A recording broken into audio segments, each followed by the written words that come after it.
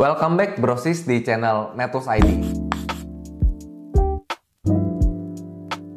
Nah, rekan sejawat dan calon dokter di sini, kita akan belajar terkait panduan OSCE, memberikan edukasi dan konseling pada pasien. Edukasi pasien yang secara efektif itu tentu secara langsung akan meningkatkan kepatuhan berobat pada pasien. Karena kita ingin pasien itu patuh meminum obatnya. Pasien yang paham mengapa mereka harus minum obat, lebih mungkin untuk melakukan rutin minum obat. Karena kalau misalnya kita cuma suruh aja nih, misalnya pasien minum obat tanpa menjelaskan kenapa dia harus minum obat, contoh diabetes, itu biasanya kepatuhannya tidak lebih baik ya dibandingkan kita jelaskan kenapanya. Ini adalah inti dari pasien centered care. Tujuannya bukan hanya untuk menyembuhkan, tetapi memberdayakan pasien untuk mengelola kesehatan mereka secara mandiri.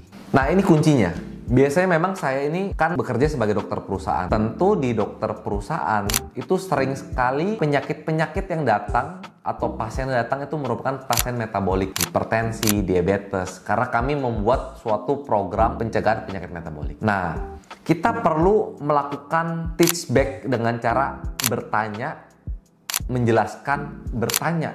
Supaya apa? Supaya pasien itu benar-benar paham dan ingin minum obat. Karena untuk penyakit metabolik tentu minum obatnya jangka panjang. Jadi kita bisa bertanya, menjelaskan, bertanya. Jadi diselipin doang nih penjelasannya. Biasanya kita ask dulu, tell, itu baru ask lagi. Jadi lupakan ya teman-teman untuk cara komunikasi yang monolog dan panjang. Biasanya pasien itu tidak akan bisa fokus mendengarkan kita, penjelasan kita yang panjang dan berat gitu. Jadi kita bisa mulai ask dulu, tanya dulu di awal. Misalnya hasil MCU Bapak kan memang hasilnya diabetes Pak ya. Nah, sebelumnya Bapak pernah dengar belum sih terkait diabetes?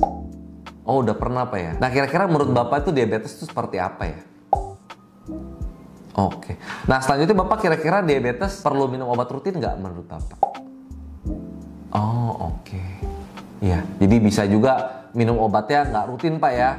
Minum 1 bulan misalnya.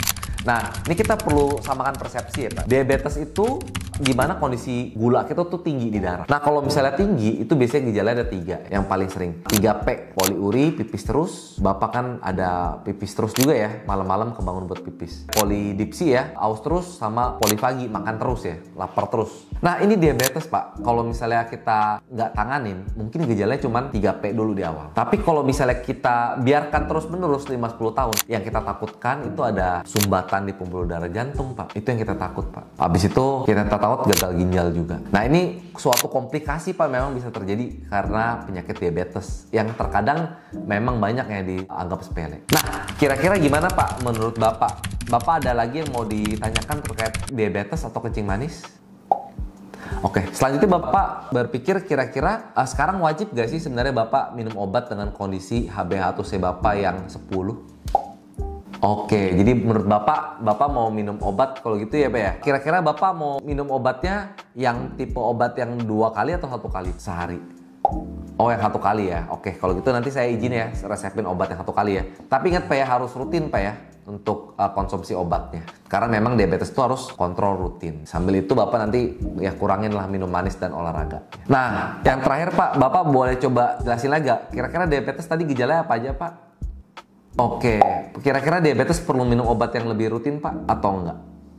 Oh, butuh lebih rutin ya. Oke, jadi Bapak udah benar-benar paham ya. Nah, ini merupakan teknik kita bisa mengetahui pemahaman pasien dengan cara feedback tadi ya. Jadi kita jangan tanya apakah sudah jelas, sebaliknya kita tanya penjelasan pasien agar kita benar-benar mengetahui apa yang pasien pahami dari yang kita sampaikan tadi. Bapak, tadi kan tensinya agak tinggi. Menurut Bapak, apakah itu penyakit darah tinggi?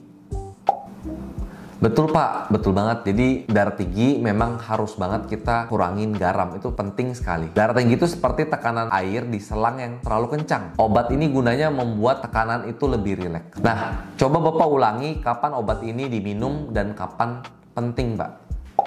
Nah, tepat sekali Pak. Nah, itu merupakan 3 kunci edukasi yang efektif.